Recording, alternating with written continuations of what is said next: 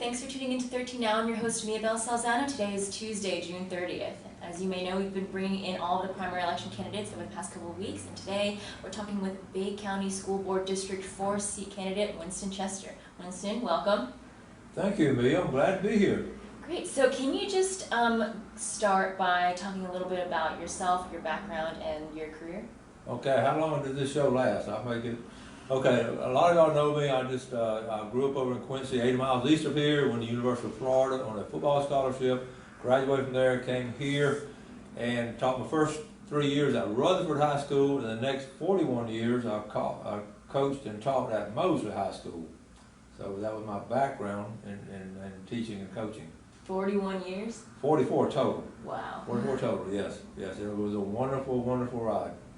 So why did you decide to run for a seat on the board this year? Me, my whole life has been in education. My whole life, even as a kid, I was learning, and then I've always, education's always been so important. So I was able to fulfill that as a teacher and a coach, and I just want to continue doing that from a different level, from the school board level. And what would be your top 3 priorities moving into next year should you get elected? Well, number one, we've got to get the kids back in school. And according to CDC guidelines, let's get the kids back in school. And I know we may have to be flexible and maybe 2 days, whatever. There are all kind of things out there now. We've got to get the kids back in school. Number 2, the allocation. We want to allocate our money and make sure it's evenly distributed through our education system. We don't want to have any favorites over here or favorites over there. We want to get that money and get our facilities top notch, our classrooms safe, and it all set up so the kids can learn, okay? And number 3, we just want to increase the morale of everyone in the school system. But we want to keep those kids safe, make sure our taxpayers get a dollar's worth of service for a dollar's worth of tax they pay. And so I guess what kind of plans do you have to propose to get kids safely back into schools? Okay, it's good and bad of it. If I were to win the election, I will not take office in November, and a lot of that would already be decided. But if it was my decision and what was some of the feedback I would have, I would make sure that we follow the guidelines, number 1. And we've got to keep the kids spread out. But we know that, and we know it's going to get better next year. So we're going to have to sacrifice, we as parents and we as teachers, we're going to have to sacrifice some of our comforts and some of our time and keep the kids spread out. And, I know little kids can't wear a mask and all, but we've got to keep them outside as much as possible. I know not in August and September, but in the fall and springtime, we can do some things outdoors. Mm-hmm. And what are your thoughts on the virtual learning option? I think that's a good idea. The school system, and one thing I want to add too on the things I want to see accomplished, career technical education we've got to keep it going. Every kid does not need to go to school for 4 years. Okay, a lot of our kids can get really good paying jobs and move it up there and start, after a year or 2 of training at these technical schools. So we want to see that. Virtual school, a lot of kids, you look at our workforce in America now, so many companies have their employees staying home now, doing a job at home. These office complexes, or a lot of them were vacant, commercial office complexes. So we've got to be able to communicate with our kids that they can do these kind of things. So learning virtually is one way to do it. Mm-hmm. And I guess going back to your second point, what kind of suggestions do you have on allocating the budget? Okay, on allocating the budget, we've got to sit down with our finance department, okay, see the framework we have. A lot of this now is tied in, if you look at it, it's tied into state regulations that it's going to be earmarked for this, earmarked for that. But a lot of it comes in that it's going to be sort of free. So when that money comes in that's unattached, we've got to make sure a percentage goes to these buildings over here, percentage goes to future endeavors, make sure we pay our insurance. There's so many things we've got to take care of as a business. Mm-hmm. Like what? Well, the things we've got to take care of is make sure we have adequate insurance. Now, this last situation, I understand we were very, very, very underinsured when it comes to hurricanes. I was throwing that figure, our insurance was just a couple of million, and our damages were over $700 million. So we cannot let that happen again. We've got to insure each one of our school buildings. Mm-hmm. Okay, and I guess sort of going off of that, what do you think of Governor DeSantis' announcement about increased teacher pay, and how do you think that money should be used? This is very interesting. First of all, I want to thank Governor DeSantis for doing this, because everybody's not happy with it. I personally think what he's doing, he's putting teachers, giving them out there to give them a raise.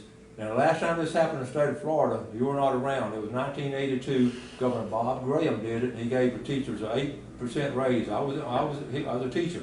He gave us 8% raise for 3 years. That's the only time it ever happened that a governor came out and said, we're going to give our teachers a raise. Now, what's good with the non-instructional and maintenance and all them, usually if it's negotiated and teachers get a 4% raise, other folks get a 4%, so whatever teacher raise it gets. Now, the question is, we want it's for $47,500, okay? So, this is it right here. This is fund, I took it off here. This is fund for the operation of schools. This is the bill right here, the bill number 641. It's signed. He signed it this week.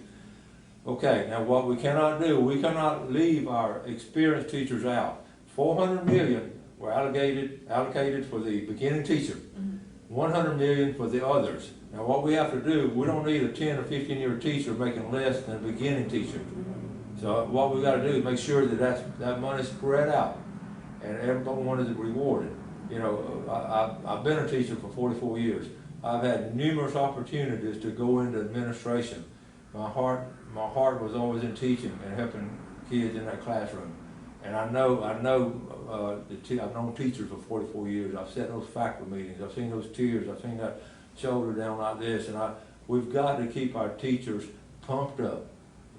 And we've got to keep them rewarded. And Governor DeSantis had a great idea of doing this. I admire him for doing it, and he went out on him to do it. And I appreciate that. And I guess going back to your third priority about raising morale in the school system I guess, can you expand on that a little bit? I would love to. Listen, one of the things I was teaching an outdoor education class, we started in 1993 at Mosley, outdoor ed. First class, I only had 12 boys take it, outdoor ed. And then we started doing cooking and everything, had food and everything. So the next year, it was an elective, so a lot more kids took it. And it got to the point where 80% of the Mosley seniors took outdoor education as an elective. And one of the first things we did, though, our first class said, you know what we're going to do? We're going to do a fish fry for your teachers. My teacher, she's mean to me. But what we did, we started doing a fish fry for the Mosley faculty, and we did it every year. And it got bigger. The first couple of years, we brought our own fish. And then later on, Tarpanock Seafood was helping us out. So any kind of morale builder, little things like that, okay? Make sure our teachers, they don't, like everyone, you want to feel appreciated, okay? And you want to be compensated. And we got to make sure we do that, not just as taxpayers, and parents are so good about doing that. Show our appreciation, not just during Teacher Appreciation Week. But there's all kinds of things you can do. Yeah, and I guess my last question kind of would be, since Hurricane Michael, there's been a lot of lingering effects, kind of like with everything destroyed, not everything, but a lot of things destroyed. People are left homeless, and that can lead to mental illness issues in children and students and teachers and parents. And I guess what are your suggestions on dealing with that? Because I know I've seen data that shows that can directly lead to enrollment in schools dropping. Very good. This is real.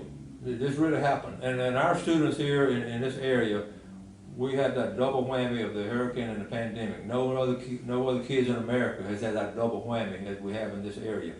Now, with the mental illness issues, there are organizations out there that work with them. What we have to do as educators is work hand in hand and let them know so-and-so is having trouble. Can can work hand in hand. We've got to make sure, talking about allocated money, we've got to make sure some of our money is allocated into there. But it is real. I've seen it, I've talked to parents, and I know it's there.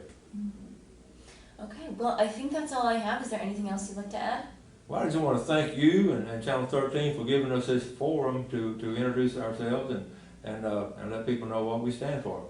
And thank you very much. Winston, thanks so much. Thanks for watching, everyone. Hopefully you learned something new about Bay County School Board District 4C candidate Winston Chester. You can revisit this interview on mypanhandle.com's Your Local Election Headquarters tab on the Meet the Candidates page. Later this week, we'll be sitting down with candidates for the Bay County School Board District 1 seat, Jerry Register and Mark Big Chief Strickland. The deadline to register to vote is July 20th, and the deadline to request mail-in ballots is July 8th, so make sure to go do that. You can read more about how to get mail-in ballots on the My Panhandle mobile app. But that's all for today. I'm Mia Bell Salzano. See you Thursday.